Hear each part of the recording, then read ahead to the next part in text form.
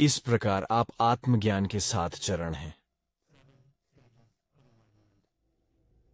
चरण 1, मैं हूं का अनुभव।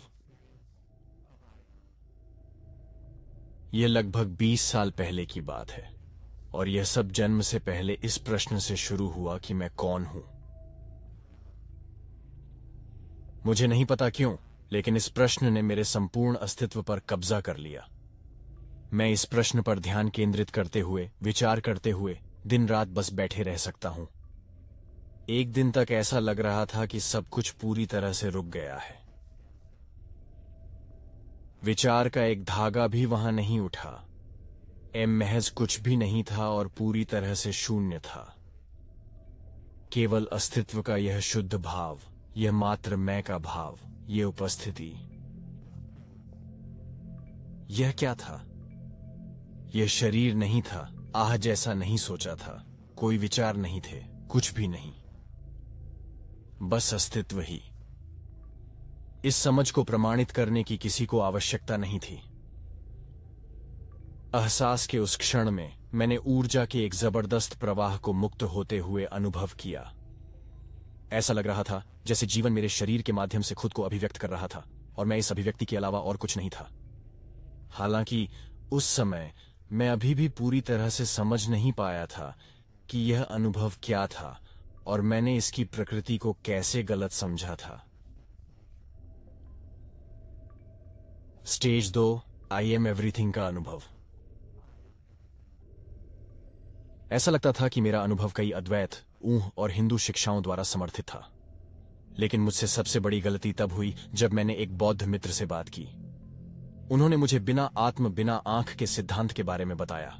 मैंने ऐसे सिद्धांत को सिरे से खारिज कर दिया, क्योंकि यह जो मैंने अनुभव किया था उसके साथ सीधे विरोधाभास था।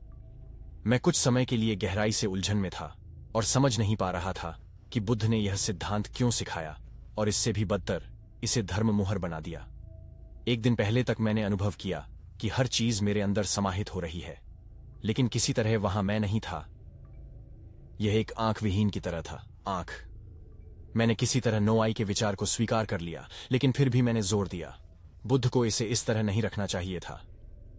अनुभव अद्भुत था। यह ऐसा था मानो मैं पूरी तरह से मुक्त हो गया हूं, बिना किसी सीमा के पूर्ण मुक्ति। मैंने खुद से कहा, मैं पूरी तरह से आश्वस्त हूं कि मैं अब भ्रमित नहीं हूं। इसलिए मैंने एक कविता लिखी, कुछ इस तरह कि नीचे मैं बारिश हूं, मैं आकाश हूं, मैं नीलापन हूं, आकाश का रंग। मैं से अधिक वास्तविक कुछ भी नहीं है। इसलिए बुद्ध, मैं एम हूं। इस अनुभव के लिए एक मुहावरा है, जब भी और जहां भी है मैं ही हूं। यह वाक्यांश मेरे लिए एक मंत्र की तरह था। मैं अक्सर इसका उपयोग मुझे उपस्थिति के अनुभव में वापस ले जाने के लिए करता था। शेष यात्रा कुल उपस्थिति के इस अनुभव को उजागर करने और आगे परिष्कृत करने की थी। लेकिन किसी न किसी तरह यह रुकावट हमेशा बनी रहती थी। यह कुछ चीज मुझे अनुभव को दोबारा हासिल करने से रोकती थी। यह संपूर्ण उपस्थिति में पूरी तरह से समा जाने में असमर्थता थी। चरण 3, शून्यता की स्थिति में प्रवेश। किसी तरह कोई चीज मेरे अंतरतम सार के प्राकृतिक प्रवाह को अवरुद्ध कर रही थी और मुझे अनुभव को दोबारा जीने से रोक रही थी। उपस्थिति अब भी थी, लेकिन समग्रता का कोई एहसास नहीं था। यह तार्किक और सहज रूप से स्पष्ट था कि समस्या मैं ही थी। यह आंख ही थी जो रोक रही थी। वह आंख ही थी जो सीमा थी। वह आंख ही थी जो सीमा थी। लेकिन मैं इसे दूर क्यों नहीं कर सका? उस समय मेरे मन में यह विचार नहीं आया कि मुझे जागरूकता की प्रकृति पर ध्यान देना चाहिए और जागरूकता क्या है। इसके बजाय मैं आंख से छुटकारा पाने के लिए विस्मृति की स्थिति में प्रवेश करने की कला में इतना व्यस्त था। यह अगले 13 वर्षों तक जारी रहा। बीच में निश्चित रूप से कई अन्य छोटी घटनाएं हुईं और कुल उपस्थिति का अनुभव कई बार हुआ, लेकिन अंतराल के साथ। हालांकि कुछ महीनों के लंबे समय के बाद मुझे एक महत्वपूर्ण बात समझ में आई कि आंख ही सभी कृत्रिमताओं का मूल कारण है। सच्ची स्वतंत्रता पूर्ण शून्यता में सहज समर्पण में है और सब कुछ बस स्वयं है। तो चरण 4 की उपस्थिति में दर्पण जैसी स्पष्टता होती है। मैं 1997 में बौद्ध धर्म के संपर्क में आया, इसलिए नहीं कि मैं उपस्थिति के अनुभव के बारे में और अधिक जानना चाहता था, बल्कि अनित्यता की शिक्षा के बारे में जानना चाहता था। मैं जीवन में जो अनुभव कर रहा था उसके साथ गहराई से तालमेल बिठाया। मुझे वित्तीय संकट के कारण अपनी सारी संपत्ति और उससे भी अधिक खोने की संभावना का सामना करना पड़ा। उस समय मुझे नहीं पता था कि बौद्ध धर्म उपस्थिति के पहलू में इतना समृद्ध है। जीवन के रहस्य को समझा नहीं जा सकता। वित्तीय संकट के कारण उत्पन्न अपने दुखों को दूर करने के लिए मैंने बौद्ध धर्म की शरण ली, लेकिन यह संपूर्ण उपस्थिति का अनुभव करने की दिशा में गुम हुई कुंजी साबित हुई। तब मैं स्वयं के सिद्धांत के प्रति उतना प्रतिरोधी नहीं था, लेकिन यह विचार कि सभी अभूतपूर्व अस्तित्व एक अंतर्निहित स्व या बड़े एस वाले स्व से खाली है, मुझ तक बिल्कुल नहीं पहुंचा। क्या वे स्वयं के बारे में एक व्यक्तित्व के रूप में या स्वयं के बारे में शाश्वत साक्षी के रूप में बात कर रहे थे? क्या हमें साक्षी को भी खत्म कर देना चाहिए? क्या साक्षी ही एक और भ्रम था? वहां सोच है, कोई विचारक नहीं, ध्वनि है, कोई सुनने वाला नहीं, दुख का कोई अस्तित्व नहीं है, कोई पीड़ित कर्म नहीं है, कोई कर्ता नहीं है। मैं उपरोक्त श्लोक के अर्थ पर गहराई से मनन कर रहा था, तभी एक दिन अचानक मैंने सुना। यह बहुत स्पष्ट था और कुछ नहीं था, सिर्फ आवाज और कुछ नहीं, और गूंज रहा है। यह इतना स्पष्ट, इतना जीवंत था। वह अनुभव इतना परिचित, इतना वास्तविक और इतना स्पष्ट था। यह वही अनुभव था, मैं हूं। यह बिना किसी विचार के, बिना किसी अवधारणा के, बिना किसी मध्यस्थ के, बिना किसी के वहां, बिना किसी के बीच में था। यह क्या था? यह शुद्ध उपस्थिति थी। लेकिन इस बार मैं नहीं था। यह नहीं पूछ रहा था कि मैं कौन हूं। यह मैं हूं का शुद्ध भाव नहीं था। यह शुद्ध ध्वनि थी।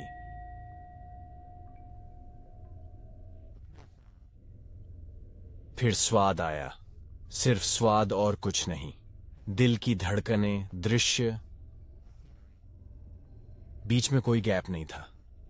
इसके उत्पन्न होने में अब कुछ महीनों का अंतराल नहीं है।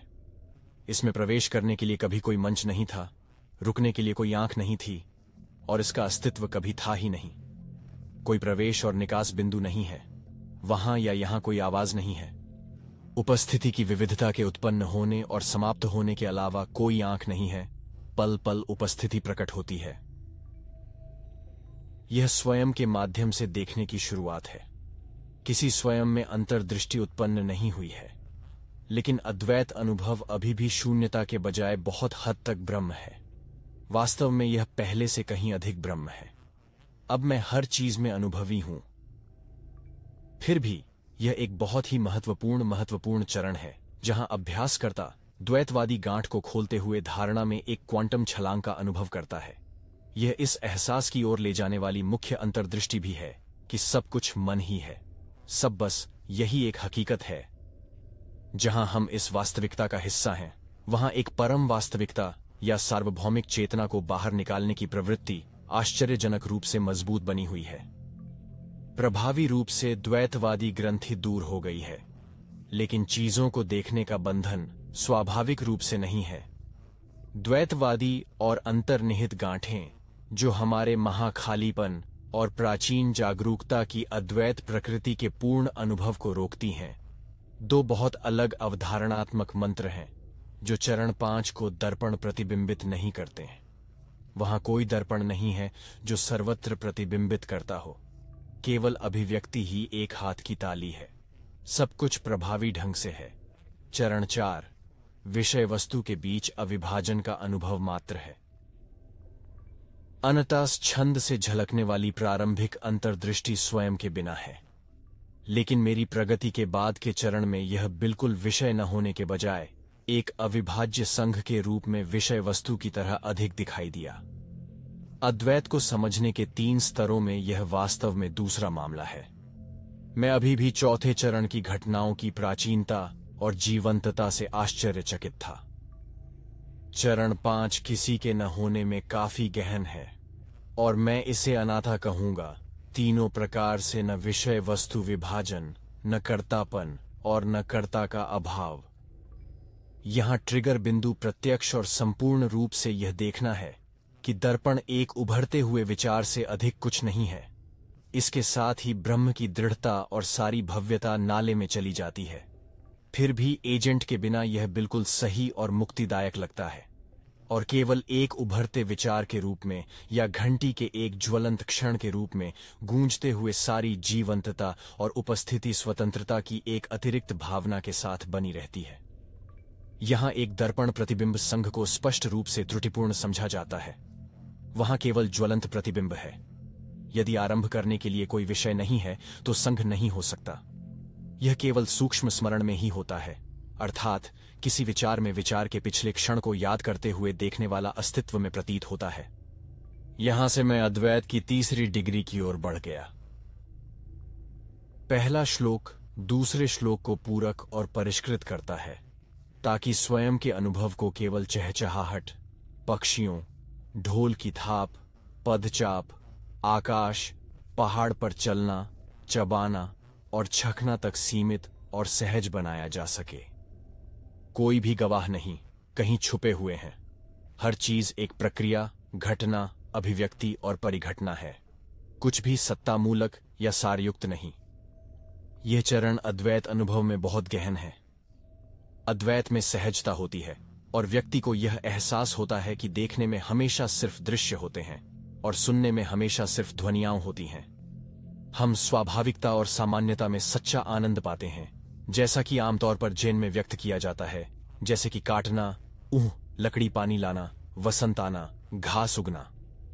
सामान्यता के संबंध में इसे भी सही ढंग से समझा जाना चाहिए। अद्वैत सामान्य है क्योंकि इससे आगे पहुंचने के लिए कोई चरण नहीं है।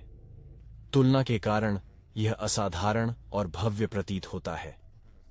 जैसा कि कहा गया है, ब्रह्मांड को चबाने के रूप में प्रकट होने वाला महाअनुभव और प्राचीन घटित होने की सहजता अभी भी महामुक्त, असीम और स्पष्ट बनी रहनी चाहिए, क्योंकि यह वही है और अन्यथा नहीं हो सकता। तुलना के परिणाम स्वरूप होने वाली असाधारणता और भव्यता को भी जब भी संकुचन होता है, अद्वैत से सही ढंग से पहचाना जाना चाहिए। यह केवल अनुभव की अभिव्यक्ति है। अनुभवी विभाजित पारंपरिक रूप से कहें तो जो कारण है वही प्रभाव है। स्थिति चाहे जो भी हो, चाहे वह प्रतिकूल परिस्थितियों या सूक्ष्म स्मरण का परिणाम हो, किसी निश्चित अच्छी अनुभूति तक पहुंचने के लिए या किसी काल्पनिक विभाजन को ठीक करने का प्रयास करने के लिए हमें इसका इलाज करना होगा, ताकि अद्वैत अंतर्दृष्टि हमारे संपूर्ण अस्तित्व में व्याप्त न हो जाए। विभाजित करने की कर्म प्रवृत्ति होती है, भाजित करने की कर्म। हमने निडर होकर, खुले तौर पर और बिना संकोच के उस बात का स्वागत नहीं किया है जो सिर्फ मेरा विचार है, एक आकस्मिक साझाकरण है। इस स्तर तक के अभ्यासी अक्सर यह मानकर अत्यधिक उत्साहित हो जाते हैं कि यह चरण अंतिम है। वास्तव में यह एक प्रकार की छद्म अंतिमता प्रतीत होती है, लेकिन यह गलतफहमी है। ज्यादा कुछ नहीं कहा जा सकता। अभ्यासी को स्वाभाविक रूप से समुच्चय को खाली किए बिना सहज पूर्णता की ओर ले जाया जाएगा। बूंद पूरी तरह से है, केंद्र चला गया है। केंद्र विभाजन की एक सूक्ष्म कर्म प्रवृत्ति से अधिक कुछ नहीं है। ध्वनि श्रवण एक अधिक काव्यात्मक अभिव्यक्ति होगी। दृश्य देखता है, धूल दर्पण है। क्षणिक घटनाएं स्वयं सदैव दर्पण रही हैं। केवल एक मजबूत द्वैतवादी दृष्टिकोण ही देखने से रोकता है। बहुत बार अद्वैत को कम एकाग्र और अधिक सहज बनाने के लिए हमारी अंतर्दृष्टि को परिष्कृत करने के चक्र दर चक्र की आवश्यकता होती है। इसका संबंध अनुभव की अदृढ़ता और सहजता के अनुभव से है। इस चरण में हमें स्पष्ट होना चाहिए कि विषय को खाली करने से केवल अद्वैत होगा और समुच्चय को और खाली करने की आवश्यकता है। 18 डेटास का मतलब है कि व्यक्ति को 5 समुच्चय की शून्यता प्रकृति में और अधिक प्रवेश करना होगा। आश्रित उत्पत्ति और शून्यता सहित 18 डेटास। एक सार्वभौमिक ब्रह्म को साकार करने की आवश्यकता को अनुभवों को ठोस बनाने की कर्म प्रवृत्ति के रूप में समझा जाता है। इससे शून्यता का बोध होता है। अद्वैत उपस्थिति की प्रकृति चरण 6 उपस्थिति की प्रकृति शून्य है। चरण 4 और 5 विषय के माध्यम से यह देखने का दूसरा पैमाना है कि यह वास्तविकता में मौजूद नहीं है, केवल समुच्चय है। हालांकि समुच्चय भी खाली है। हृदय सूत्र यह स्पष्ट लग सकता है, लेकिन अधिक बार यहां तक कि एक अभ्यासी भी जिसने चरण 5 में अनाथा अनुभव को परिपक्व कर लिया है, वह इसके सार को याद नहीं करेगा। जैसा कि मैंने पहले कहा है, चरण 5 अंतिम प्रतीत होता है और किसी भी बात पर जोर देना व्यर्थ है। क्या कोई उपस्थिति की इस खाली प्रकृति का पता लगाने और समानता की महादुनिया में जाने के लिए आगे बढ़ता है या नहीं, यह हमारी स्थितियों पर निर्भर करेगा। इस समय गलतफहमी को रोकने के लिए यह स्पष्ट होना आवश्यक है कि शून्यता क्या नहीं है। शून्यता कोई पदार्थ नहीं है। खालीपन कोई आधार या पृष्ठभूमि नहीं है। शून्यता प्रकाश नहीं है। शून्यता चेतना या जागरूकता नहीं है। शून्यता पूर्ण नहीं है। शून्यता का अस्तित्व अपने आप में नहीं होता। वस्तुओं में शून्यता नहीं होती। शून्यता से वस्तुएं उत्पन्न नहीं होती। आंख का खालीपन आंख को नकार नहीं देता। खालीपन वह अनुभूति नहीं है जो तब उत्पन्न होती है जब कोई वस्तु मन के सामने नहीं आती। शून्यता पर ध्यान करने का अर्थ मन को शांत करना नहीं है। और मैं यह जोड़ना चाहूंगा कि शून्यता अभ्यास का मार्ग नहीं है और शून्यता फल का एक रूप नहीं है। शून्यता सभी अनुभवों का स्वभाव है। प्राप्त करने या अभ्यास करने के लिए कुछ भी नहीं है। हमें जो महसूस करना है वह यह खाली प्रकृति, यह अप्राप्यता, और सभी ज्वलंत उद्भव की परस्पर संबद्धता प्रकृति है। शून्यता यह प्रकट करेगी कि न केवल प्राचीन जागरूकता में कोई नहीं है, बल्कि कोई कहां और कब नहीं है। चाहे मैं हो, यहां या अभी, सभी केवल धारणाएं हैं जो निर्भर रूप से सशर्तता के सिद्धांतों के अनुसार उत्पन्न होती हैं। जब यह होता है, अर्थात इसके उत्पन्न होने से उत्पन्न होता है। जब ये नहीं है, नहीं इसके खत्म होने से वह खत्म हो जाता है। सशर्तता के इस 4 पंक्ति सिद्धांत की गहराई शब्दों में नहीं है। अधिक सैद्धांतिक व्याख्या के लिए डॉ ग्रेग गुड द्वारा लिखित नॉन डुअल एम्प्टीनेस टीचिंग्स देखें। अधिक अनुभवात्मक वर्णन के लिए अनाथ नो सेल्फ शून्यता, मोह और सामान्यता और सहज पूर्णता पर पोस्ट के महापर शून्यता पर उपधारा देखें। यहां अभ्यास को स्पष्ट रूप से समझा जाता है कि न तो दर्पण के पीछे जाना है और न ही माया प्रतिबिंब से बचना है। यह प्रतिबिंब की प्रकृति को पूरी तरह से देखना है। यह देखना है कि वास्तव में हमारी शून्यता प्रकृति के कारण चल रहे प्रतिबिंब के अलावा कोई दर्पण नहीं है। न तो पृष्ठभूमि की वास्तविकता के रूप में चिपके रहने के लिए कोई दर्पण है, न ही बचने के लिए कोई माया है। इन 2 चरम सीमाओं से परे मध्य मार्ग है, यह देखने की प्रज्ञा बुद्धि कि माया हमारी बुद्ध प्रकृति है। हाल ही में इटर्नल नाउ ने कुछ बहुत ही उच्च गुणवत्ता वाले लेखों को अपडेट किया है जो समानता के महाअनुभव का बेहतर वर्णन करते हैं। निम्नलिखित लेख अवश्य पढ़ें।